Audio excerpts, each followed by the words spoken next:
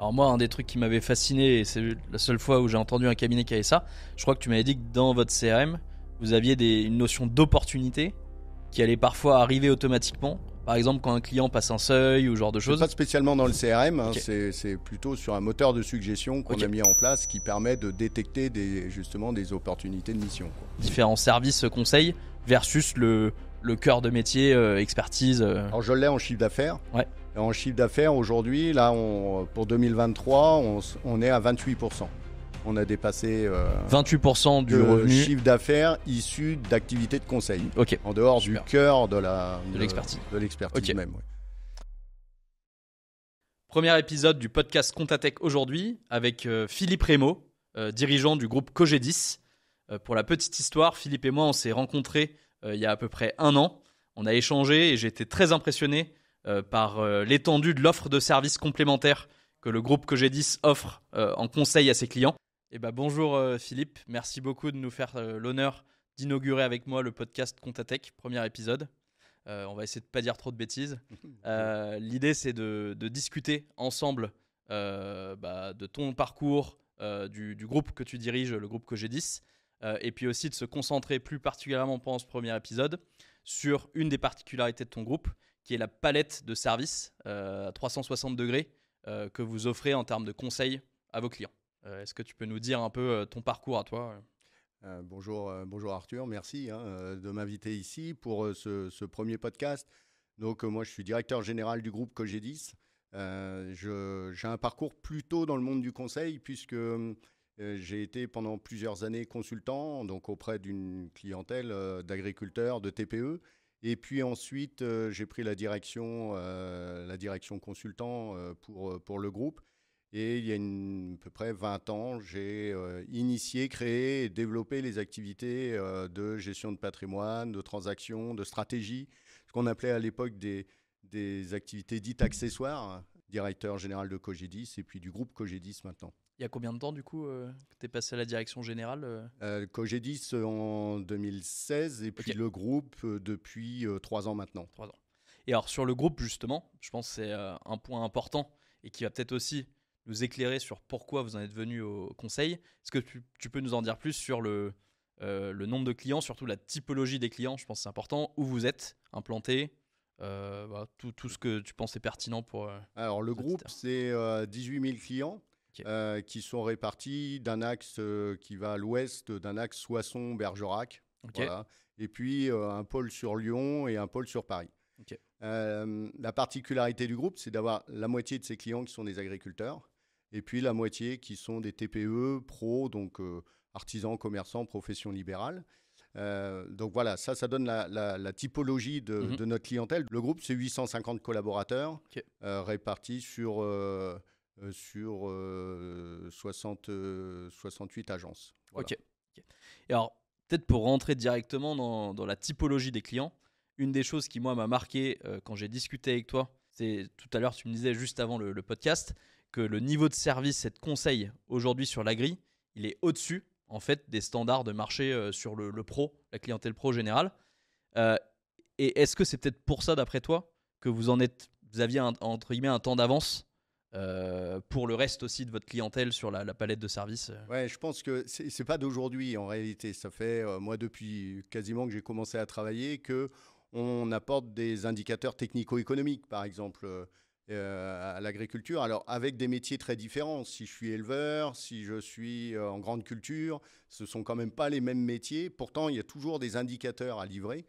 Et donc, ce niveau de gestion plus fin, c'est la norme dans le monde agricole, ce qui fait que aussi bien le travail autour de la gestion, autour de l'optimisation sociale, enfin le travail autour de la fiscalité est bien fait. On a toujours été habitué à avoir cette approche-là, qui est différente du monde pro et sur lequel on va chercher des idées pour pouvoir l'apporter au monde pro. Et est-ce que, alors moi j'ai l'impression, parce qu'il y a la facture électronique qui arrive, la plupart des auditeurs sauront de quoi on parle, est-ce que le fait que dans l'agri, on ait beaucoup de gros fournisseurs et que du coup tu avais déjà beaucoup de données très normées, avec parfois de la quantité, de la ligne de produits et tout. Est-ce que ça a aidé à donner du conseil plus fin ou pas? Ou c'est juste le mode d'organisation? Non, je pense que c'est plutôt la demande du marché, quoi. Ok. La demande du marché, c'est-à-dire l'offre de référence, qu'on appelle l'offre de référence, est calée sur le fait de délivrer des indicateurs de gestion beaucoup plus avec une Ça suffit pas à l'agriculteur si tu vas le voir et que tu lui dis et tu ton lui donnes un résultat bilan. net l'an dernier, Voilà, c'était ça quoi. si tu arrives, tu lui délivres simplement un bilan, enfin simplement, si tu lui fais un commentaire de bilan sans avoir ces indicateurs-là, tu n'es pas dans le marché. Ok. Voilà, c'est comme Ok. ça qu'il faut l'entendre. Et ça c'est super clair. Et du coup vous avez donc tu parlais donc l'agriculteur aujourd'hui. Est-ce que tu peux nous décrire un peu l'ensemble des services et peut-être est-ce qu'il y a des services que tu offres aux agriculteurs mais pas aux pros ou vice versa? Je pense que non, c'est plutôt qu'on va plus loin, ce que je viens d'expliquer. Sinon, l'ensemble des services s'applique aussi bien à une entreprise agricole qu'une entreprise professionnelle, dite professionnelle dans notre jargon à nous, quoi. Ouais. Je peux très bien travailler sur la stratégie, je peux travailler sur la prévoyance, sur l'organisation juridique, aussi bien pour un professionnel que pour une entreprise agricole. Et les autres types de conseils justement que tu donnes, tu me parlais je crois par exemple la gestion de patrimoine. Tu en as d'autres comme ça Oui, ça c'est. En réalité, en 1988, donc ça remonte pas d'aujourd'hui, on avait déjà fait notre premier plan à moyen terme, parce qu'on fait un plan à moyen terme tous les 5 ans pour définir notre propre stratégie. Et notre premier plan, c'est indispensable pour savoir où on veut aller en réalité, encore plus aujourd'hui dans un monde qui bouge. Et en 1988, on avait déjà posé le principe qui était que la comptabilité était au service du conseil. C'était complètement fou d'écrire ça à cette époque-là. Et on a suivi cette ligne depuis. Donc, ça nous a conduit à regarder quelles étaient les autres expertises qu'on pouvait développer au service des dirigeants. Parce que l'idée, c'est que je suis dirigeant d'entreprise, je n'ai pas le temps d'aller à droite ou à gauche trouver la bonne expertise. En réalité, je suis avec un interlocuteur de confiance et puis ça m'intéresse qu'il puisse répondre à mes différentes problématiques qui sont mes problématiques d'entrepreneur en réalité. Nous, on a une tendance à segmenter un peu. Mais quand je suis chef d'entreprise, mon quotidien, je ne le segmente pas. Je ne me dis pas, tiens, là, je vais faire de la fiscalité, là, je vais aller faire de la gestion de patrimoine. En réalité, il y a un ensemble qui est ma vie d'entrepreneur. Et on s'est dit, eh bien, on va avoir la même logique. Et donc, on va apporter une palette d'expertise, 11 expertises. Et c'est pour ça qu'il y a 20 ans, on a créé un cabinet de gestion de patrimoine. Pourquoi ? Parce qu'il y avait des demandes, tout simplement. Donc, comme il y avait des demandes, on a commencé à y répondre. Et puis, la réglementation a fait qu'il fallait structurer, il fallait isoler. Et il faut surtout professionnaliser. Et alors, du coup, avant de comprendre comment vous avez fait cette transition, aujourd'hui, comment ça se passe si je suis client du groupe Cogedis, j'ai mon interlocuteur un peu unique, mon médecin généraliste. Et ensuite, si j'ai besoin d'une des 11 expertises, cet interlocuteur va me rediriger vers un médecin spécialiste ou... Ouais, c'est ça l'idée. C'est-à-dire qu'on a un tronc commun, un généraliste qui est le comptable qui est dans le dossier, qui connaît bien, lui, son client. Et puis, en fonction des demandes, on s'est doté d'un CRM. Donc, on a un CRM sur l'ensemble du groupe qui lui permet de prescrire et d'expliquer pourquoi son client. Et donc là, ça arrive chez un spécialiste qui, lui, est très vertical, qui a un niveau de spécialisation très, très poussé et qui va rencontrer le client pour proposer ses prestations et donc répondre aux questions, quoi. Alors là, on parle du coup déjà un peu de comment vous avez mis ça en place en disant il y a un généraliste, il y a des spécialistes, il y a un CRM qui fait le lien entre eux, etc. Donc on revient en 1988, là, quand on décide de mettre la compta au service du conseil. C'est quoi Alors comment on s'y prend ? Eh bien déjà, on se dit, le collaborateur central, le comptable, qui chez nous s'appelle un gestionnaire depuis cette époque-là, donc les mots ont leur importance, eh bien va jusqu'à la restitution du bilan auprès de son client. C'est-à-dire qu'on a décidé dès cette époque-là de ne pas couper les tâches, mais d'avoir un profil qui va de la tenue à la révision jusqu'à la remise du bilan auprès de son client, justement pour avoir cette ouverture, pour dire in fine, la comptabilité sert à la dernière étape. C'est au moment où je vais pouvoir aller discuter avec mon client. Ok. Donc ça, c'est un premier, c'est un choix fort et j'imagine qu'il y a un peu un changement à faire accepter par les collaborateurs et les collaboratrices à ce moment-là ou... On était avec là que des clients agriculteurs à l'époque et ça paraissait assez logique. Ok. C'était comme ça que ça fonctionnait, quoi. Et après, moi, j'ai entendu pas mal de cabinets qui disent qu'ils ont envie de faire ça, mais en fait, les gestionnaires, comme tu les appelles toi, se font rattraper par le quotidien. Et en fait, ils ont souvent le nez dans le guidon, dans de la prod, de la saisie. Et il me semble, tu m'as raconté, justement, toi, un de tes faits d'armes, c'est que tu as réussi à les libérer un peu de la saisie. Alors, je crois en mettant en place Conciliator, si je ne me trompe pas. C'est ça, ouais. Est-ce que tu peux nous parler peut-être de cet épisode-là? Oui, je pense que c'est dans notre plan moyen terme, Horizon 2025, c'est comme ça qu'il s'appelle, on a un axe sur le fait de libérer du temps pour pouvoir apporter un meilleur service, une meilleure satisfaction client. Et donc, eh bien, il faut aller regarder comment on libère du temps. Et il y a une des manières de le faire, c'est d'automatiser pour pouvoir, certaines tâches, pour pouvoir passer ce temps-là ailleurs. Alors, il y a 4-5 ans, un peu plus, 2017, on s'est dit, la tenue comptable, la saisie comptable, ça doit pouvoir s'automatiser. À l'époque, on parlait de big data, d'IA, on ne savait pas trop de quoi on parlait, mais Nous, on n'était même pas encore là. on s'est dit, voilà, il doit y avoir quelque chose. Donc, rencontre avec Datim à l'époque, et puis on a travaillé sur un outil de dématérialisation et de saisie automatique en réalité. Donc, c'est ce qu'on a fait et qu'on a déployé pour l'intégralité de nos dossiers sur l'ensemble du groupe, quoi. Et ça, tu m'avais dit au début, tu avais des freins. Enfin, en tout cas, il y avait un peu une peur des collaborateurs à est-ce que je vais encore avoir du boulot comment mon job, mon quotidien va changer? Comment tu as fait pour embarquer avec toi les collaborateurs C'est tout le management du changement, hein. Il n'y a pas de solution miracle. Je pense que la première, c'est sans doute, et c'est de plus en plus vrai, c'est d'expliquer aux collaborateurs ce qui se passe. C'est pas la peine de leur cacher quoi que ce soit. Les gens sont des grands, des adultes, ils peuvent comprendre. Et dans le monde qui bouge et qui continue à bouger, là, il faut pas avoir peur d'expliquer, faire une forme de pédagogie, quoi. Parce que sinon, les gens disent, c'est pas pour moi, quoi. Mais en réalité, si. Tout le monde est concerné par ce qui se passe. Donc, moi, j'ai expliqué qu'on ne pouvait pas passer à côté de ces étapes-là. Et puis ensuite, on a accompagné, forcément, on a mis en place des ateliers. En 2023, le groupe Cogedis a repassé l'ensemble de ses gestionnaires comptables donc dans des ateliers méthodes, 5 ateliers méthodes dans l'année, ça représente des gros budgets, mais c'est une façon d'accompagner et d'aider. Je pense aussi que les collaborateurs se rendent compte qu'à un moment donné, alors au début c'est compliqué, puis il y a toujours le moment de rupture où les gens se disent oui, tout compte fait c'est possible, quoi. Et nous on a passé ce stade-là. C'est un des autres points communs que je vois avec les cabinets qui réussissent, je pense, c'est d'impliquer les collaborateurs. Je pense que et j'ai souvent des experts comptables, des dirigeants de cabinet qui me disent qu'ils sont surpris du niveau d'implication. Enfin, une fois qu'ils disent à leurs collaborateurs, aidez-moi à faire les bons choix. Je vous implique, ils sont surpris du niveau d'implication et de l'engagement. Et du coup, les collaborateurs sont acteurs du changement et pas juste à le subir, entre guillemets. Ok, donc vous partez là-dessus sur cette nouvelle organisation, vous avez libéré du temps aux collaborateurs.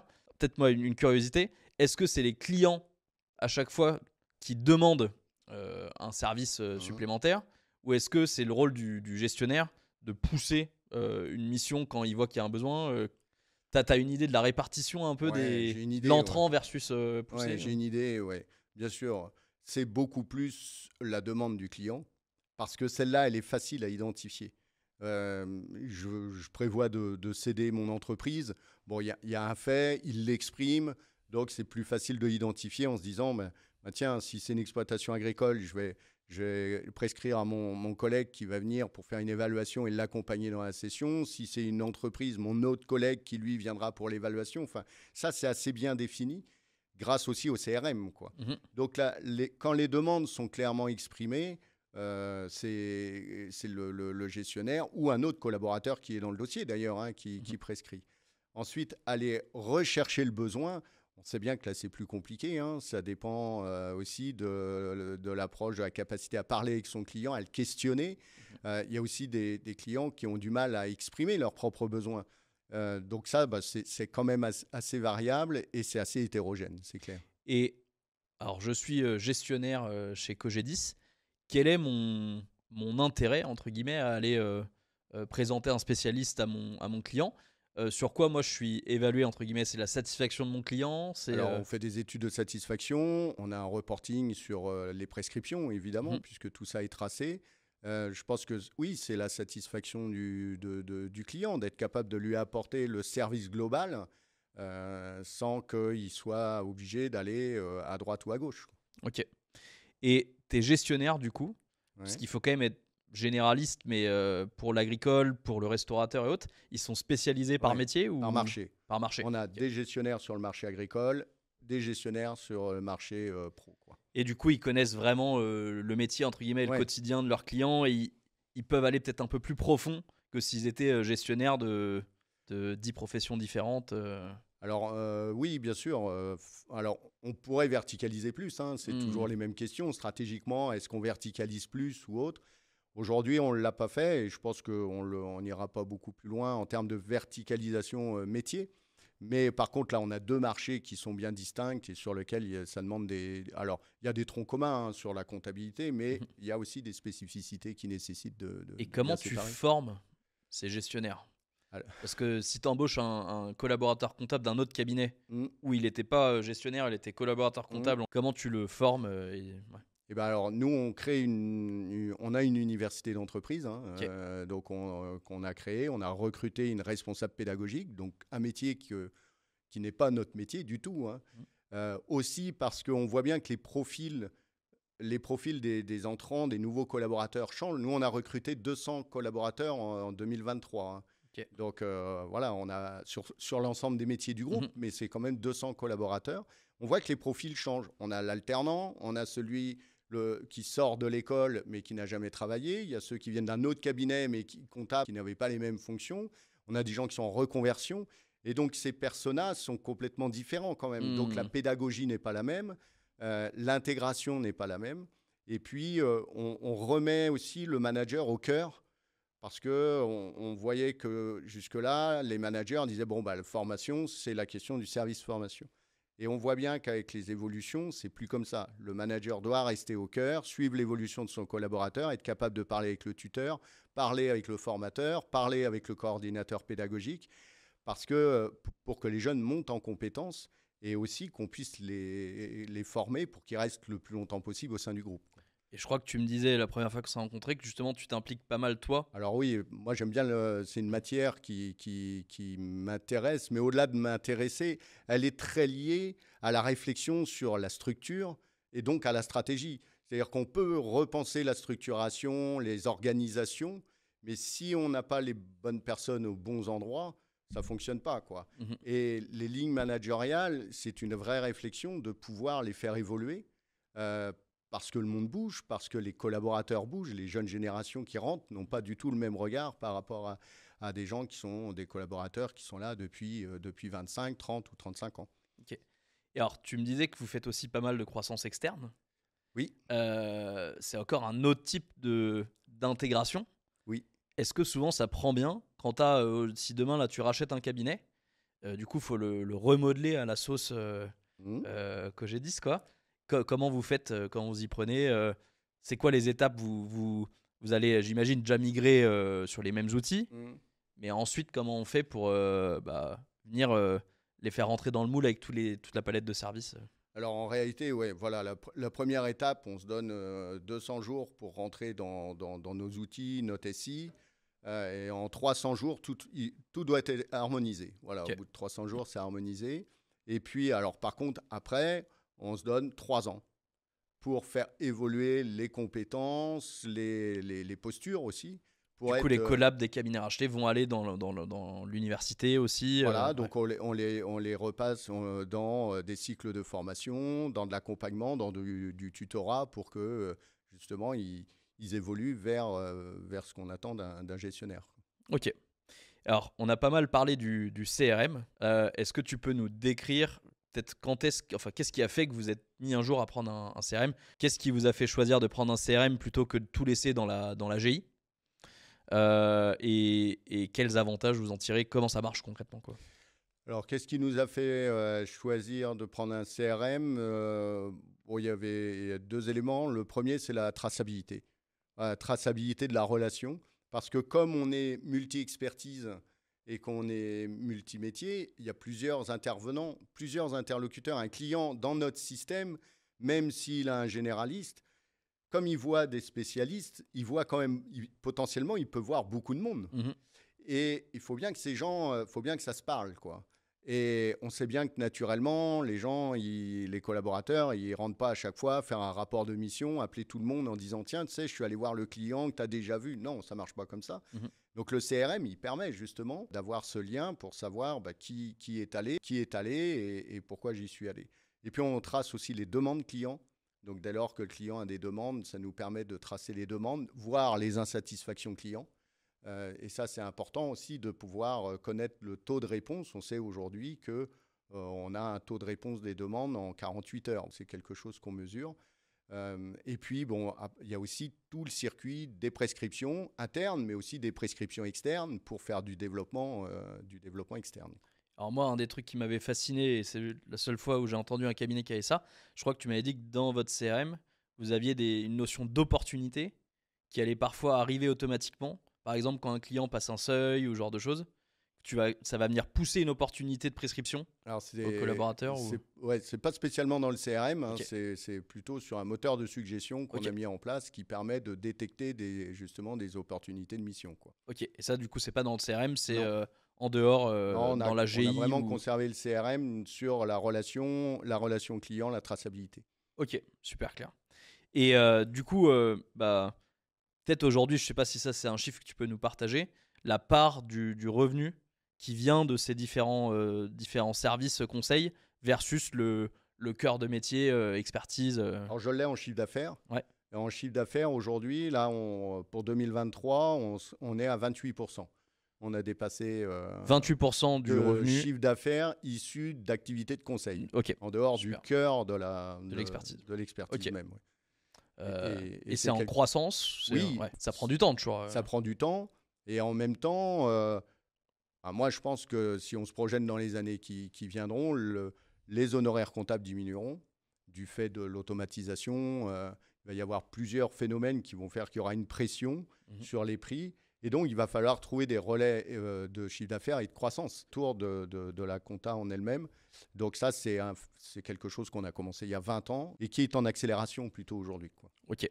Et sur tes 11 services dans ta palette, c'est quoi les deux auxquels tu crois le plus en termes de relais de croissance, justement Alors, il y a la gestion de patrimoine, hein, qui est vraiment en forte croissance sur nos activités, mais globalement, toutes les activités de consultant, c'est-à-dire d'accompagner l'entrepreneur dans ses différentes étapes, aussi bien au plan économique qu'au plan organisation juridique et fiscale, quoi.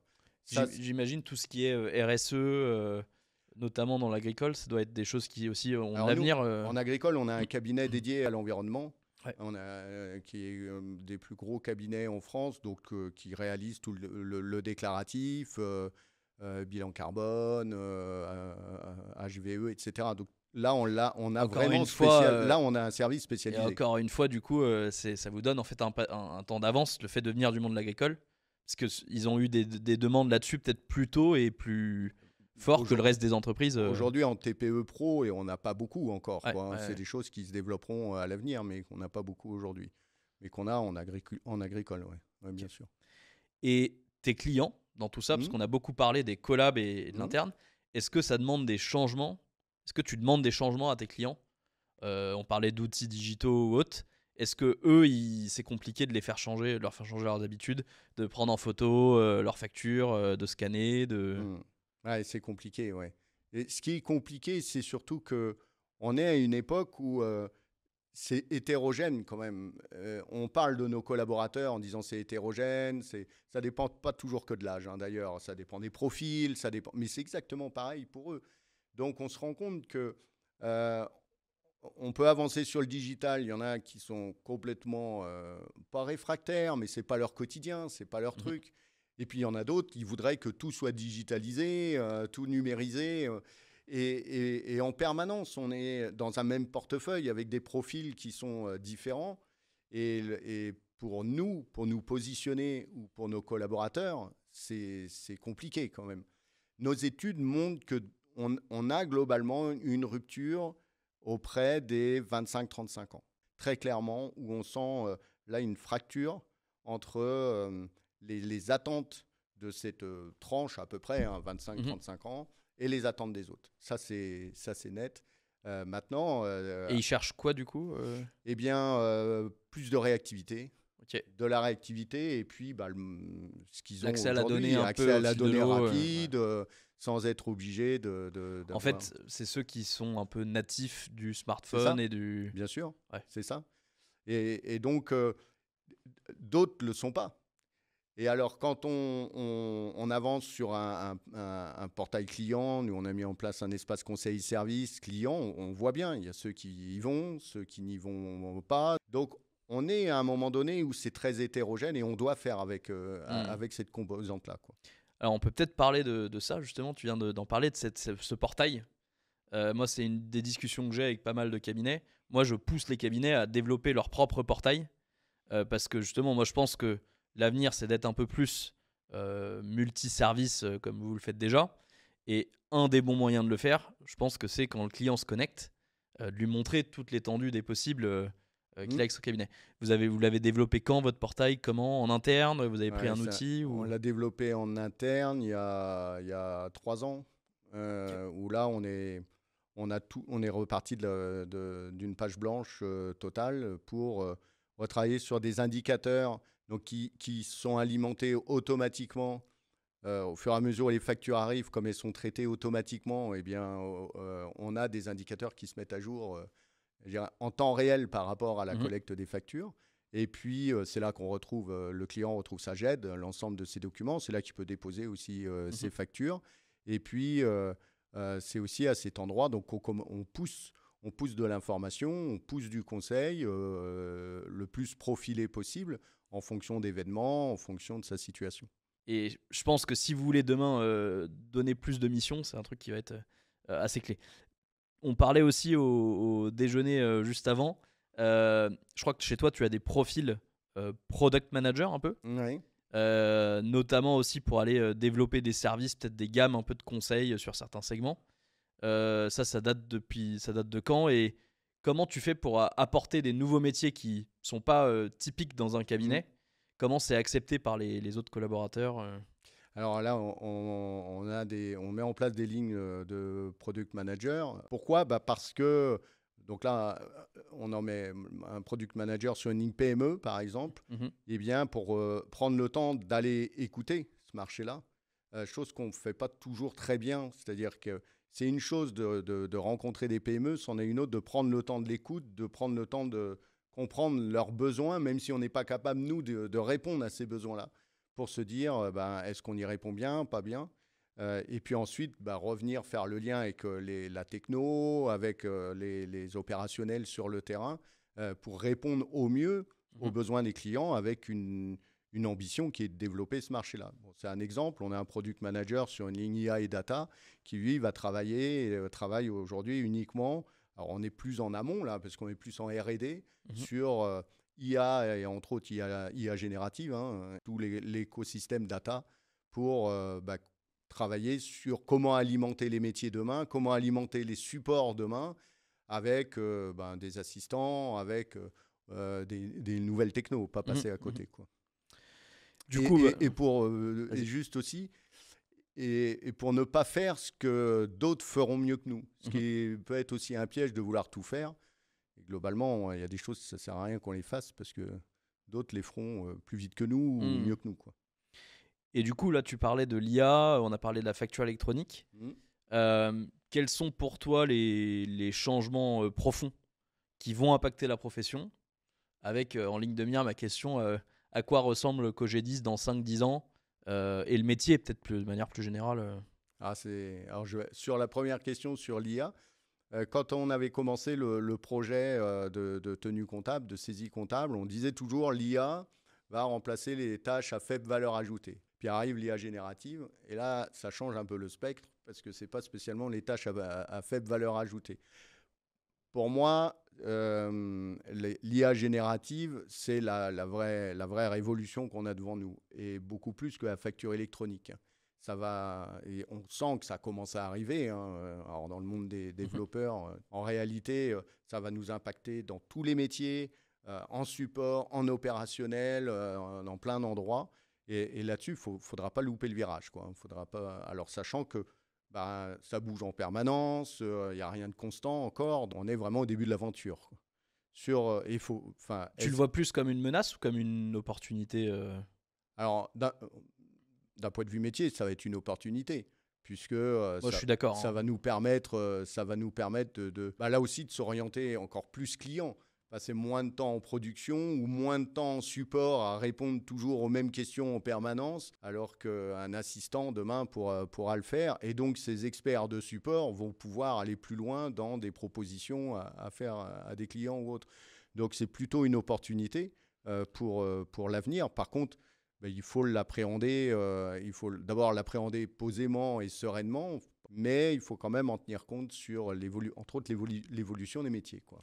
Ouais, moi je pense vraiment que l'IA générative, ça va permettre effectivement de libérer du temps et peut-être aussi aux collabs qui jusque-là avaient du mal à se projeter dans un rôle de conseil. Peut-être que l'IA générative va pouvoir faire le premier kilomètre. Ouais, c'est ça. Ouais. Leur dire tiens, j'ai une alerte, je pense que tel client il a peut-être besoin de ça. Et après que le consultant, que le gestionnaire va pouvoir vraiment lui apporter sa connaissance, parce que l'IA générative pour le coup ne connaît pas le client, quoi. Donc apporter sa connaissance fine de la situation et après parce que pour donner du conseil, moi je pense qu'il faut avoir une vision aussi possible 360. Dire oui, ton chiffre d'affaires a monté, mais le problème c'est que dans la donnée comptable qu'on a, on ne sait pas que la boîte en question elle a fait une campagne d'affichage de pub alors que le consultant, le gestionnaire, lui il aura eu le rendez-vous 3 mois avant où il saura que c'est peut-être ça qui a généré le. Donc, moi j'ai pas trop peur. Je pense que les clients ils veulent toujours le conseil et que par contre ça va plutôt aider. Ce qu'il va falloir travailler, ça va être les postures. Les postures et le savoir-être des collaborateurs, parce qu'il va falloir qu'ils soient plus en questionnement du client vis-à-vis d'un travail préparé.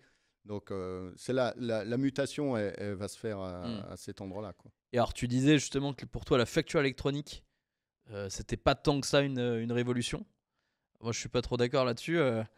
Qu'est-ce que tu entends par là Je pense que nous, si on avait pu brancher le tuyau aujourd'hui, on serait les plus heureux du monde. Il n'y a aucun problème. Là où ça va bouleverser, c'est l'arrivée des PDP, voilà, des plateformes, et le développement de services autour des plateformes.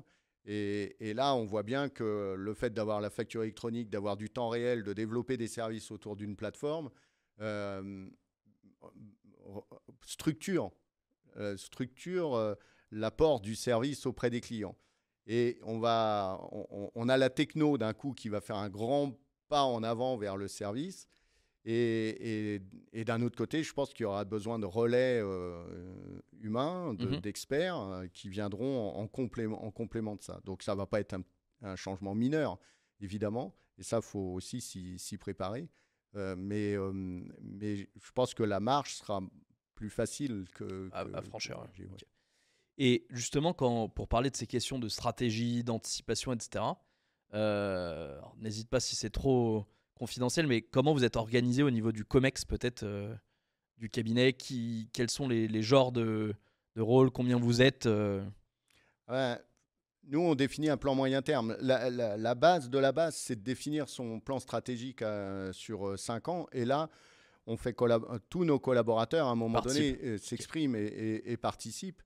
Et ensuite, une fois qu'il est rédigé, validé par le conseil d'administration, ça devient notre feuille de route sur 5 ans. Alors, ça peut paraître long, 5 ans, mais ça ne l'est pas tant que ça en réalité. Parce que quand on prend une décision aujourd'hui, elle ne porte pas ses fruits 6 mois après, pas sur des organisations comme les nôtres, pas dans des projets qui nécessitent de l'investissement et de la ressource. Donc, et puis même les transformations d'organisation, ça prend 2 ans, 3 ans, 4 ans. Mais quand on a défini cette feuille de route, après, elle est déclinée dans chacune des directions. Et dans chacune des directions support et chaque DAS redécline le plan stratégique dans sa propre direction. Donc, au départ, on sait là où on veut être dans 5 ans. C'est écrit. Alors après, il se passe des événements. Ça, personne ne l'avait prévu dans le SWOT, que ça pouvait nous tomber dessus. Bon, mais on corrige globalement, mais on a notre feuille de route qui est écrite. J'ai plusieurs experts comptables qui m'ont dit qu'au final, le Covid, la guerre en Ukraine, ce genre de choses, ont été des événements tellement forts qu'ils ont aussi fait reprendre conscience aux clients de l'importance du conseil et de l'accompagnement. En gros, quand la mer est chahutée, on a encore plus besoin. C'est quelque chose que tu as remarqué ou les clients vous contactent plus depuis qu'il y a eu que vous les avez aidés, notamment quand c'est temps difficile? Il y a eu la période Covid, mais qui était très particulière. Après, on est plutôt revenu dans un fonctionnement normal. Non, ça. On a toujours des clients nous qui, comme ils savent qu'on a cette palette d'expertise, ils sont quand même relativement demandeurs. S'ils viennent dans le groupe, parce qu'on peut se poser la question de savoir pourquoi ils nous rejoignent, les clients. Bien, c'est parce qu'ils savent qu'ils rentrent dans un groupe qui innove et qui peut leur apporter justement cette palette d'expertise. Et ça, c'est extrêmement différenciant. Okay.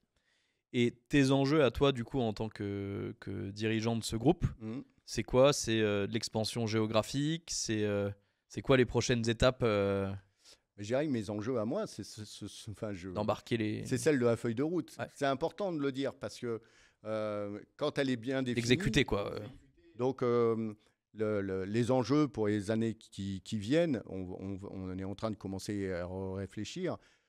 Mais globalement, on voit bien que sur un monde tel qu'il bouge actuellement, c'est de ne pas se retrouver hors jeu. Et ça, c'est la base de la stratégie. L'offre de référence, elle est là aujourd'hui. Si demain, elle passe là, bien, on ne doit pas se retrouver dans la partie grisée, là, parce que sinon, soit on se retrouve hors jeu, soit on baisse nos prix. Donc, en termes de stratégie, je pense que moi, mon rôle, c'est justement d'imaginer et de penser pour se dire, eh bien, soit on est dans l'offre de référence de demain, et là, on est plutôt pas mal, mais il ne faut surtout pas ne pas y être. Et alors, vu comme ça, on se dit, c'est assez simple, mais ça ne l'est pas tant que ça. Il y a plein de paramètres. Il y a plein de paramètres. Voilà, il y a paramètres de marché, paramètres techno, et pas avoir de certitude en se disant notre modèle fonctionne bien aujourd'hui. Donc, garder ce qui est bien, mais pas se tromper sur les évolutions qui vont aller assez vite quand même, quoi. Et sur le paramètre de marché, un des sujets que moi je vois passer pas mal, c'est notamment la console. Enfin, il y a pas mal de dirigeants qui disent qu'il va y avoir une vague plus forte de consolidation, notamment l'arrivée de certains investisseurs financiers, par exemple Waterland au capital de Cogep. Ça, tu en penses quoi? Tu penses que c'est un truc qui va s'accélérer ou pas ou... Si on regarde ce qui se passe en gestion de patrimoine, c'est un phénomène auquel on assiste depuis quelques années. On a des fonds qui sont arrivés et on a une concentration de plus en plus forte de cabinets de CGP. Je pense que le mouvement de concentration, il ne va pas s'arrêter parce que justement, quand on est un cabinet tout seul à la tête de son cabinet et qu'on a les contraintes technologiques qui arrivent... et qu'il faut réussir à investir, parce que c'est une question aussi de capacité d'investissement. On n'a pas trop parlé de ça, mais en réalité, nous, on a 120 personnes en support, donc il faut aussi une certaine force de frappe si on veut pouvoir s'adapter. Des product managers, des développeurs, des experts, j'ai des data scientists, et ça nécessite quand même d'avoir une certaine force de frappe financière. Donc le mouvement, il va continuer. Du coup, peut-être pour finir, Philippe, qu'est-ce qui, toi, aujourd'hui, t'anime le plus?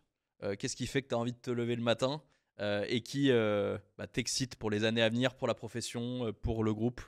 Je pense que ce qui m'anime le plus, c'est justement de trouver la bonne stratégie, ou en tout cas de trouver les bons passages.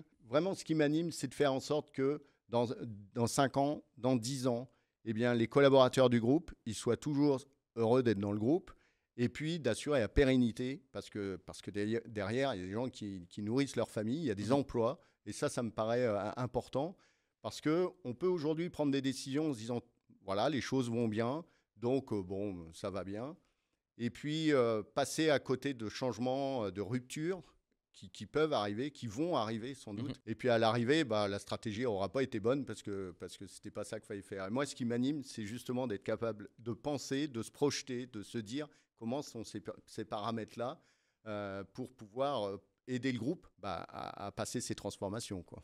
En ce moment, le marché côté tech, il bouge beaucoup. Il y a plein d'éditeurs qui se rachètent entre eux. Voilà. Et donc, c'est un des trucs, moi, qui me garde debout, on va dire, le soir. C'est de comprendre aussi les opportunités à pas rater. Et comme tu dis, le chemin avec plein de paramètres. Merci beaucoup, en tout cas, d'être venu aujourd'hui sur ce premier épisode. Et puis, à bientôt. Merci, Arthur.